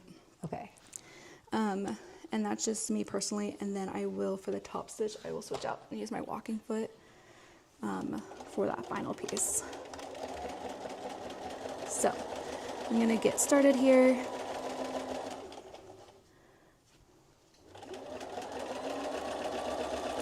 And then as I'm getting close to the corner, I actually put a pin where the corner is. I can show it on this side. So where that corner is, I put a pin straight across so that I'm not having to guess where that corner is. So as I come down, I'm going to stop about 1/4 inch from that needle, and we good? Yeah, yeah. Okay, so she said, I understand you're jumping to the binding. Oh, But yes. have you sewed the batting, backing, and quilting already? So that's why we did. are using a different pattern, a different like color way right now, because instead of doing all of that on camera, we're just skipping that step, because I do have other tutorials on how to quilt the table runners with the batting and the backing. And because we're jumping into this binding that's like unique for this pattern, she already prepped several other table runners so we could show how it's done. Really good question though, because one way that I've seen, I actually don't have a runner here with me with that sort of quilting. Oh, sorry. But one that I've seen that is really pretty is doing like stitch in the ditch, or just like, I think that's what it's called, but barely following the seam lines here and just following it all the way out. And it looks really pretty because it really makes everything stand out, all the strips that we just So put instead together. of doing like all of the intricate, so the Yeah. quilting on this one that This you're is working all on was done fancy. on the long arm. Yep, it It has was. like the mistletoe. Yeah, this one has like holly and the other one has stars and Fancy things. fanciness. Okay, so we're going to sew our binding down until we're about 1/4 inch, 3/8 of an inch to that needle. And then the needle's in the down position. We're going to turn and we are going to sew off the corner. And I realized that I'm like 1 stitch away from what I need. So I'm going to do that instead of having a date with Jack later. So at this point, I'm going to take out this needle so I don't run over it. And that was your like very corner one, right? Yep, that was just my corner that I was thinking like, hey, I don't want to have to keep checking every 5 seconds, so I'm just gonna put a needle there. Okay, so now, So you just, without folding the binding or changing any about where it was, you just sewed off the edge, right? yep, so we Okay. have a cute little line there. This is what we do with the regular 90 degree as well. So this is pretty normal. Yeah, per se. that's a pretty normal So we're gonna step. sew off the edge. Okay, so this is where people get mixed up. We want to like make it a funky angle as well, right? But what we're actually trying to do is we are going to line this up so that our next edge is lined up with where we want to go. So on our 90-degree angle, when we do this, we line it up this way. You're not quite in the frame. I zoomed in. So you can Thanks. Okay, so when we're on our 90-degree angle, we do the same thing. We go this way, we do this, we have this cute little fold here, and we continue on our merry way, right? We're gonna do very similar in the fact that we are lining up the same direction. So we're in line. Here's our extra binding, and here's the edge of the next part of our project. So, are we still good? yeah. Move that so I can see better. Okay, so you have it lined up like this. I'm just going to finger press this, and then I am going to use a needle or a pin, and I'm just going to put it right there on that line that I just finger pressed, just so I can hold it all in place. And I just grab the binding through the back. Okay, so now we are going to fold so that this matches that line that we're going to go do next. And that pin is just going to hold that finger pressing there so we have this gorgeous new angle, okay? It looks weird. Trust it. It's gonna work out. With the second pin, so I have that one holding underneath it still, and with this second one, I am going to just pin this in place so that as I start sewing, nothing moves. And then as I line up, I'm going to use a jumper. Does anyone I've use never these? seen that. What is that? This is the fanciest thing. I have no idea where it came from. It came in this really cute case for Bernina. I have no connections with Bernina, but in this case has all the magic tricks, and this is called a jumper. At least that's what Google told me. Okay. But there's 3 different little plastic pieces, and so this is for if I have thick seams like this, I can put this at the back of my foot. I don't know if we can see from this angle. But so that when I put my foot down, instead of the foot going like this and being like, what am I trying to do? Climb a mountain? No, it is going to be straight on. Oh, so like flat. folds it up. Mm-hmm. Oh. And then as you start sewing, then this can push out of the way and then you can continue on. So this I use so that my binding, on, especially on the corners, just lays really well. That's cool. I've never heard of a jumper. Neither did I until I looked up the word. But I will say, it also reminds me of like those froggy jumper things when you forget to move it, and once it's like settled, then it like jumps and you're like, bah.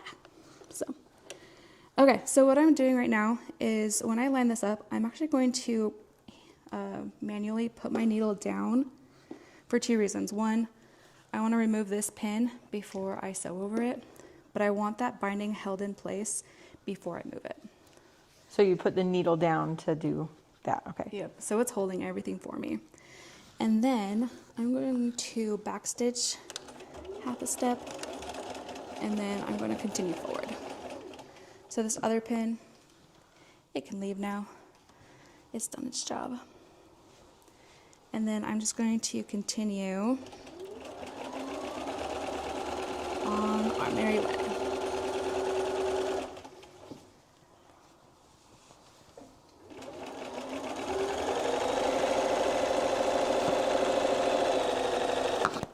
Okay, so we're getting to the very tip of the table runner. However, this is the 90-degree angle. So I'm just going to do as we normally would and not have the pedal stuck. So we're gonna go until there's about a 1/4 inch left to the corner. I'm gonna keep the needle in place. I'm gonna lift the foot, and I'm just gonna sew right off the edge.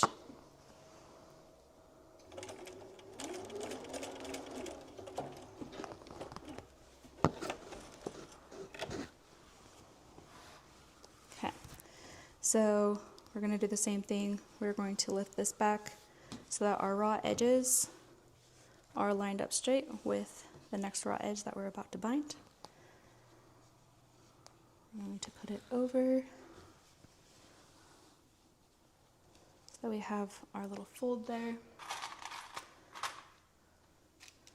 Got people tuning in from East Tennessee and North Georgia. Oh, that's cool. Yeah, you guys are up late sewing. I mean, we kind of are too, but it's only 9:40 in Idaho time.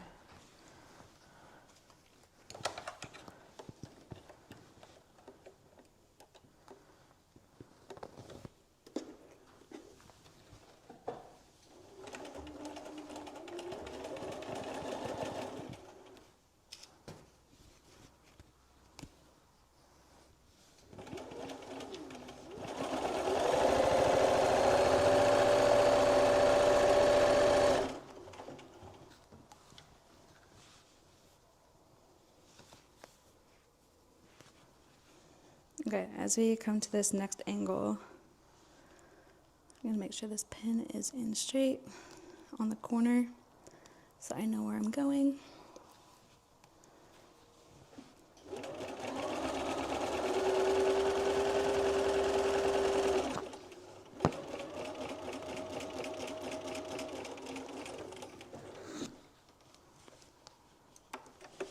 Then I'm gonna lift my foot, leaving the pin or the needle down.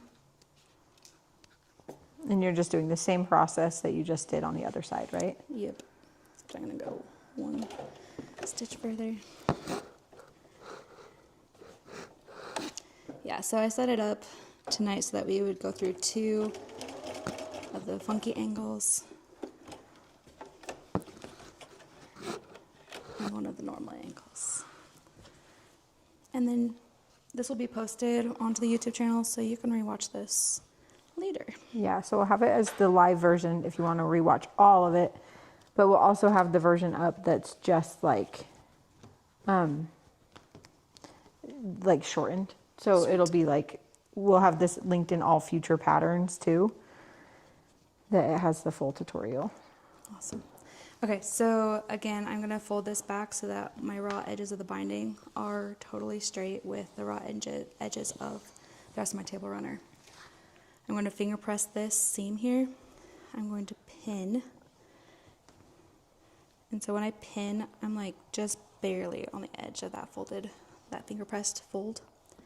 And then I'm going to fold this down so that this is in line with the next side. So I'm not pulling this tight against that pin. I'm literally just holding that there so that this angle stays how I want it to. And then I'm going to add a second pin to hold this binding in place. And I got my jumper. That's so cute. I've never seen those. It is, whoever created it, genius. I want to meet you someday. Watch, they're going to be on this. That'd be so cool. Be meeting like fan club right here. Okay, so again, I'm going to manually put that needle down just so I'm not hitting my pin. And then I'm going to backstitch half a step and then continue forward.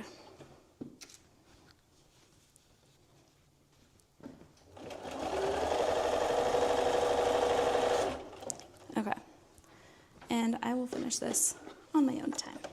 But that way you can see what it looks like to put the binding on the first edge. So look at this. You're already seeing kind of like the mitered corner look on these. So we're gonna switch this out. I think it's fun that you have like all of these different versions too, so we can see it in all the different colors. Yeah. I have not seen a color combination that I've hated. Like even ones that I'm like, those are so interesting. They put them together and I'm like, oh, that is so cool. We quilted one that was from one of our fat quarter bundles, and it was like navy blue and yellow, and lime green, and it was really pretty. So yeah, this pattern's really fun because it shows off all of the different like colors. All the colors look good in it. Yeah. Each of them have their own space to shine. Yeah. Okay, so I am using a blue for the binding, so I actually am gonna Get your blue thread out. I think this one, that looks blue to me. Yeah, I'm gonna play chicken tonight. As much fun as that is. And you do Which have way to goes? drop it. Yeah, so drop it down a little bit. On the Janome, it's weird. I don't have to drop it down and change the height, but on this one, it just like barely runs into that. So when I change the bobbin out, I have to like mess with that a little bit. Oh, okay.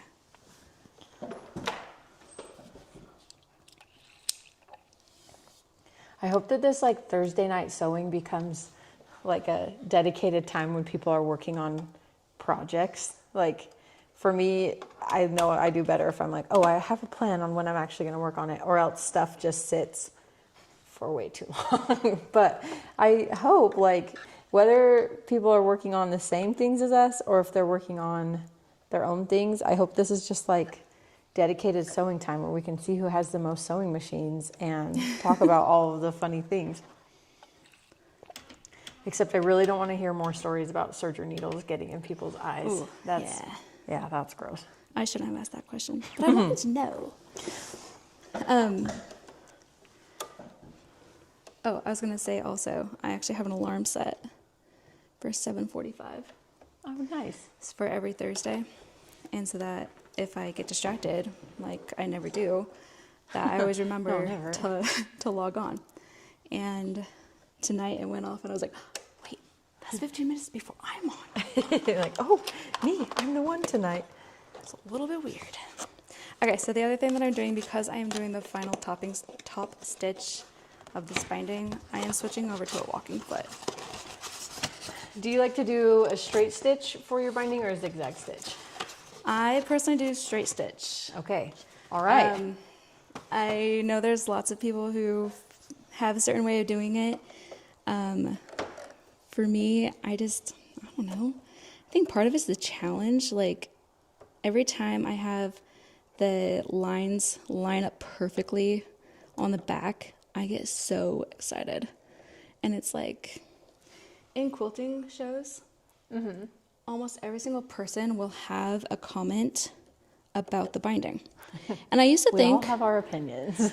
well, I used to think that the judges were just like so like picking on everyone. Like they were just commenting always about the binding. But then we actually had a judge come and talk to a group of us, and they shared that the rest of it, by the time you do all this quilting, you're not really going to change it. Like, could you imagine taking out every single stitch of the quilting? And then I can imagine. I done have it. done it. Yeah. Okay, well, for the rest of us, imagine that. And then forget that, because we don't want to do that. So really, the thing that people are most likely to change after their quilt is finished is the binding. And so they comment on the one thing that we have control over and can change. That makes sense. Which is so cool. Like, after I thought about it that way, I was like, okay, so they're actually being helpful. like, oh, that's actually They're very not just nice like of them. picking on us. Okay, so See, and I like the zigzag stitch because I can just like turn it on and just like zoom over it, and most of the stitches will get it. But if I'm doing a straight stitch, I have to really focus and pay attention, and my attention span doesn't usually last that long. So that's why I don't like it. But I am learning because, like I said, I have the Janome and she loves eating the big, thick chunks of fabric like binding. I'm trying to learn how to do it with a straight stitch. I just get so flustered when it slides over a little bit and you don't catch it. yeah, I also like to use thread that matches the color of the binding. When I have like the backing fabric is drastically different than like if I do sew off the binding a little bit, then obviously it shows a little bit more, but it just makes it nice to, I don't know, be able to see it all come together, I guess. Yeah. It's fun. So in your last one, when you were putting that on, you used pins, and now you're using clips. What's the difference? Why do you like to? Why the switch? So when we're putting it on the back, we're setting ourselves up for success on the front. And we don't want things to move. For this one, I'm going to show you some really cool tricks. I'm going to start sewing because I did leave myself a little bit more than I realized when prepping this. So I use the pin or the clips because when I fold it over, I just like to fold it there, and then I like to put a clip, and that way it's not moving. And so I'm not having to put a pin through so many layers. So for this part, I like to use the clips. Do you know what fabric line this is that you used on this one? Part of it is Riley Blake, and part of it is, what's one that starts with B? Benertex? Yeah. Oh, okay. Yeah, So it's a mix. It's I not think from these one two line. are Bernatex, and the rest of them are Riley Blake. Gotcha. And we found this when we went on a vacation to Tennessee, and obviously we're gonna go to a quilt store because what You else can't would we just do? go on a vacation without going to a quilt store. True. And so we found this line, and we're like, oh my goodness, that'd be so pretty as like a 4th of July type runner. So here we are. So I also use clips because I like to go further down than where I'm at. So it allows me to have a little bit more control when I'm putting it onto the front. And then the other piece is when I'm putting it onto the front, then I put my tick over like 4.5, whereas when I'm putting it on the back, it was over to the 1.5. Because now I'm lining up with my walking foot. And so basically this seam is going about the same place as we put on the other side. And I keep putting these away when I want them. but you need them. I need them. So my 2-year-old, I have a little container that sits behind us on the shelf that has these clips in it. And the kids theoretically know that they're not supposed to come around to the back side of the cabinet, but they don't act like they know that. They always conveniently forget. And she was back there and she was looking at the little container. I was like, no, you have to put that down. And she was like, but something in it. And like she just was dying to get those clips out because they made the best sound when she shook it up. It's funny, she's talking so much. She's like 2.5, and so she's just like learning new words all the time. And we were talking to my grandma today, and they were like, hey, do you have a swing set at your house? And she said, I don't. And they were like, Lucy said, but you can buy one. Like a little 2-year-old saying that is so funny. You can buy one. They need a swing set apparently. Robin asked, have you ever glued the binding down and then used the clips? I have. Have you tried that? I have. I had a quilt that I knew I was going to be putting in a show, and it was one where I actually fell in love with the fabric. Was that your blue one? It was my B one. Oh, the B one. Yes. Yeah. Okay, I remember the B one. Yep. And so I did do the glue trick. For me, when I gift quilts, I don't typically wash them first because I love just like the pristineness, fresh off the press. And so I always give directions as to how to wash it when they have it. But I like to give it to them before it's washed. And so for me, I think I would be less likely to use it on things that aren't show quilts, just because then it kind of makes it a little bit more firm on the edges. And so if a kid's like wanting to cuddle up with it, it's not gonna be as cuddly. Yeah, because it's all glued. Because it's glued. You just Okay. use like a glue stick, right, when you do that? Or do you do Elmer's glue?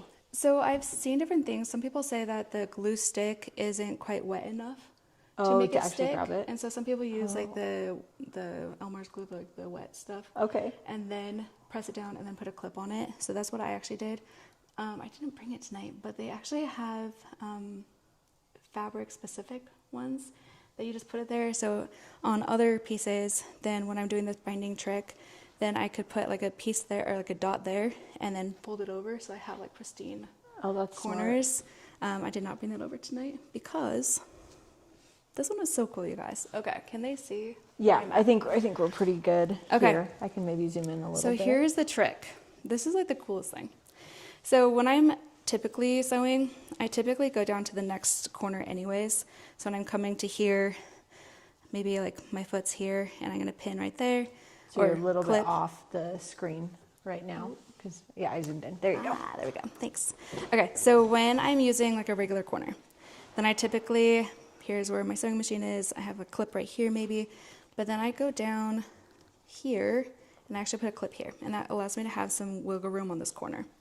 So then I typically put whatever line I'm currently working on down first, and then the other one, it's gonna be a lot easier when we actually get to it.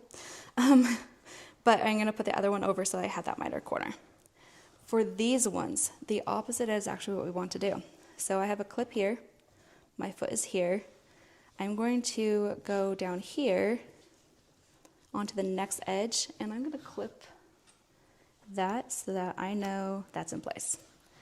Now I'm going to take another clip, and I'm gonna do exactly opposite. So I'm going to put down the second line first, and then I'm going to put down the first or the top line, so the line that I'm currently working on. So you're like tucking it in as you go. That's cool. And I'm gonna put a clip on this. Actually, I wanna make it perfect. I'm doing this on show. So then I'm gonna put this clip here. And so when I'm going to take this clip out. I'm gonna hold this here. I'm going to use my stiletto to hold that in place, and then I'm just gonna go around the corner. So I'm not having to start and stop jumper, even though it's really cool. I don't have to use for this step because I'm not cutting any seams as I go, or threads as I go.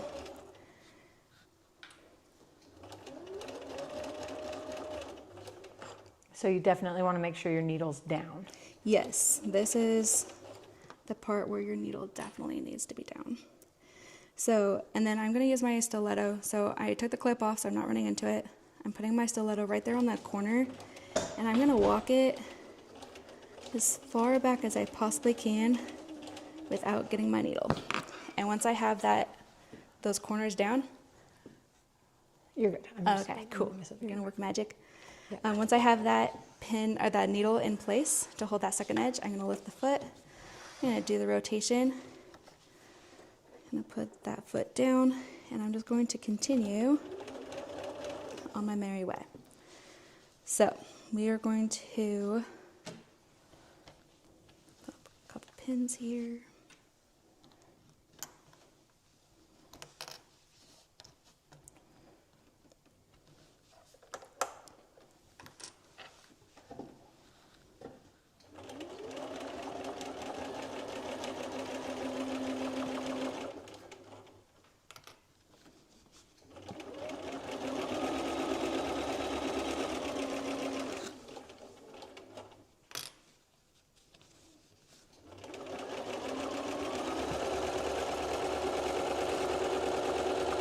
They said, you probably already said this, but what is the name of the fabric collection you are using?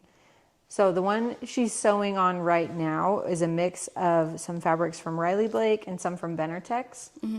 The ones that we have been working on are part of kits that you can get. So if they're like the light blue and white one, like creamy one, is called Serenity, and we have that as like its own kit. But we don't have like these fabrics.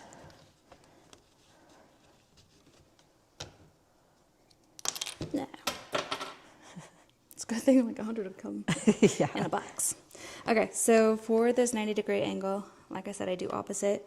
I'm realizing now that when I've put this binding on, that I have a place where my binding meets up right in this corner, which is making this awkward. Yeah, that always makes it a little weird because you have like all the layers you're working with. I do. So don't judge my binding skills based on this one corner that I didn't.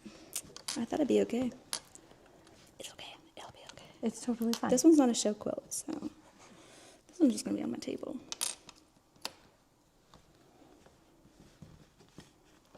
It just takes a little Because bit it's more. so thick, I am gonna probably use the jumper for this one, just to make sure that my foot is doing okay.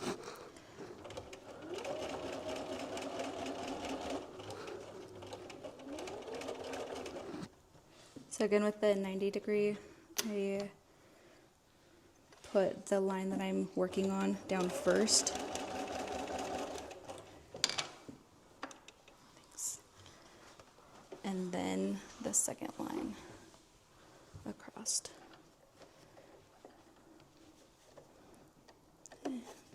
Jumper there. So, quilting teaches you patience, problem solving, emergency preparedness, hopefully only once in life.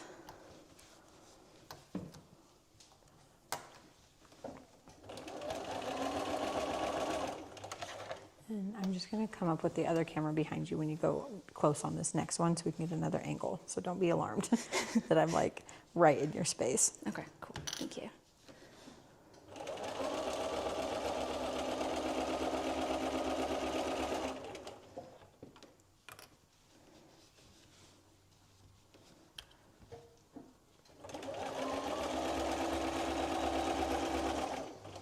Okay, I'm going to see if this works.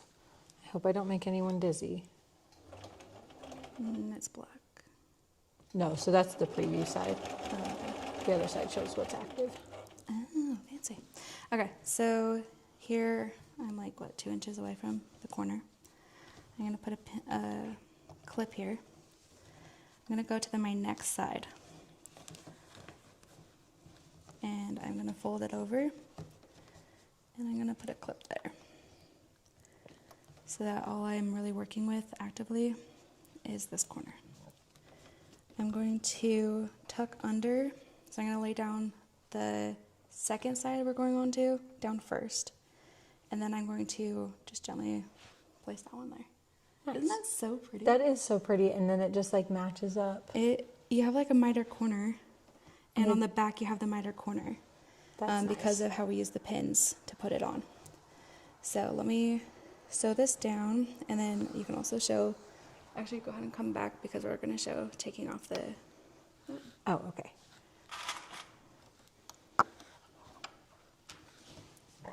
you can zoom in to see where my other clip went. Just kidding. We'll find it. Okay, so as I get closer, I'm going to be touching that clip. I'm switching over to the stiletto.